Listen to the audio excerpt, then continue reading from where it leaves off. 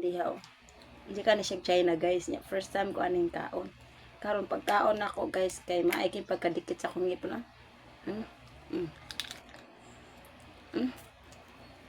Ano sa nga pagkakindi guys. Hindi niyo masabtan. Tamis na may pagkahalo siyang sampalo. Tapos yung ilalim niya parang karne. Hindi ko maintindihan. Hindi na yan. Dumidikit sa ngipin. Tapos sa lingagan pa. Ano ba yan? Para tuloy na ako na-ignorante nito. First time kong kumain. Pasalubong to guys. Galing sa China to. First time nakakain ng mga kindi galing China. Kumbaga guys, assorted to siya.